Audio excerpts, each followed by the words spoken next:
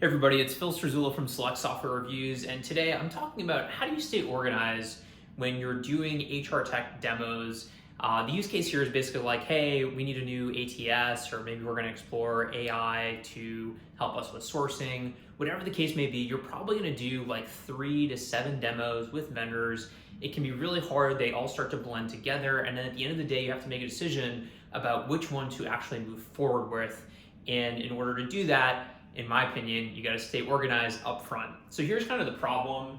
You're this practitioner that's being bombarded with lots of demos, with your internal stakeholders, with how do I get the budget? How do I negotiate this thing with the vendor that I'm actually going to choose? There's all this stuff, there's all this noise going on. And by the way, this is like 5 to 10% of your day. The other time is spent actually doing your job and kind of blocking and tackling. And so here's my advice.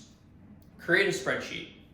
In this spreadsheet, in the first column, put the vendors 1, 2, 3. Vendor number 1, vendor number 2, vendor number 3.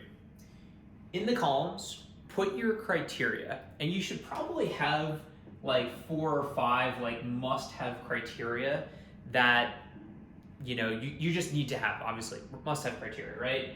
And then you've probably got like another 4 or 5 like would be really nice to haves.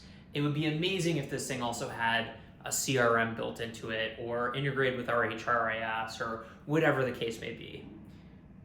Also, take note of the pricing and the pricing models, because the model will dictate how much you pay in the future. You might be in a company that has a really small HR team, they charge per seat, you're gonna double it next year.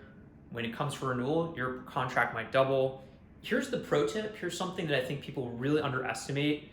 I would also put a line in this spreadsheet of how much did you like the people that you interacted with throughout the sales process.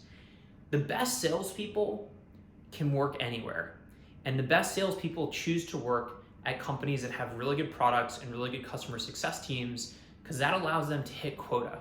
And so if you liked your person, if you thought they were organized, on top of it, answered all your questions, they dealt with your terrible internal stakeholders, your legal team, your IT team in a very professional, efficient manner, I would actually highly think about that as you go back and you say, okay, all these guys had the must-haves, some of them had the nice-to-haves. We really like this person. Let's actually go with vendor number 1 because we just had a great experience. That's probably going to correlate with your post-selection experience. Phil Strazula from Select Software would love to know how other people stay organized. Have you ever done something like this? What are your tips and tricks?